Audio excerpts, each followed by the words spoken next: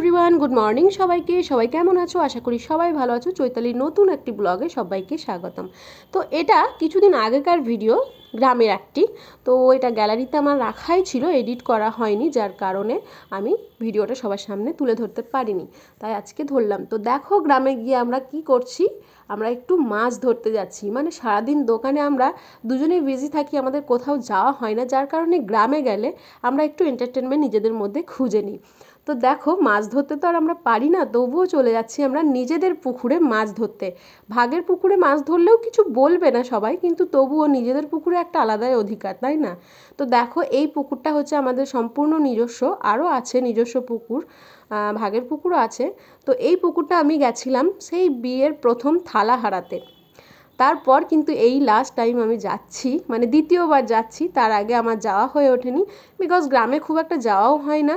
আর তারপরে আমি গ্রামের যতটুকু সময় যাই সময় পাই না। এই যে আমার ননদ, সবাই গ্রামে গিয়ে গামছা নিয়ে নিয়েছে, আমার বরমশাইও ননদও।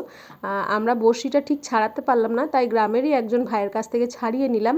ওইদিকে আমার বরমশাই কিন্তু রেডি করছে, বড়শিতে হয়তো আটা লাগাবে, যার কারণে মাছের একটা খাবার, যাই হোক জানি না, যারা ধরে তারা অবশ্যই জানে। তো দেখো ছিপ ফেলে দিয়েছে, বাট আমার পুচকির জ্বলনে ছিপ ফেলেও কোনো শান্তি নেই। ও পাপাইকে কন্টিনিউ নড়িয়ে যাচ্ছে যে আমাকে দাও আমাকে দাও। তো ও তো নিলই, আবার ও নড়িয়ে যাচ্ছে। আমরা বলছি খেপি, মাছটা যে চারাটা দিয়েছো সেটা না খেলে মাছটা ছিপের মধ্যে আটকাবে না। ওকে বোঝাচ্ছি আমি যে দেখো এইভাবে আটকালে তুলে দিতে হয়, কিন্তু সেটাও শুনবে? তো দেখো মাছের ছিপ তো ফেলা হলো, ততক্ষণে মাছ লাগুক। আর ওইদিকে দেখো যে ভাইটা আমাদেরকে বড়শি ঠিক করে দিল, সেই ভাইটাও বলছে চলো আমি একটু মাছ ধরি তোমাদের সাথে। ও ওইদিকে একটা ছিপ ফেলেছে।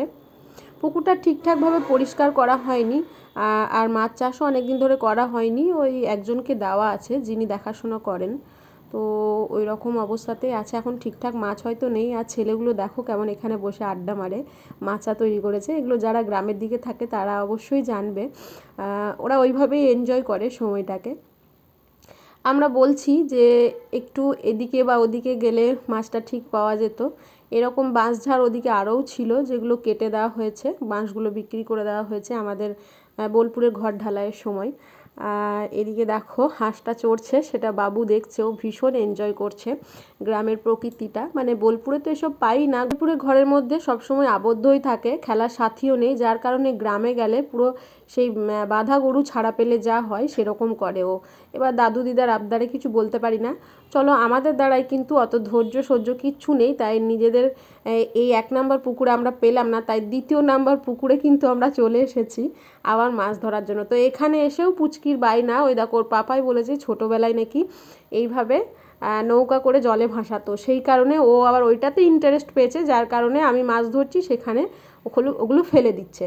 তো যার কারণে আমাদের এই পুকুরেও ঠিকঠাক মাছ ধরা হলো না। কিন্তু এই ভাগের পুকুরটি কিন্তু ভীষণই বড় এবং এখানে ভালোই মাছ থাকে। তো ভিডিওটা দেখে কেমন লাগলো অবশ্যই জানিও। Thank you for watching my video. তো চলো আজকের মতো টাটা।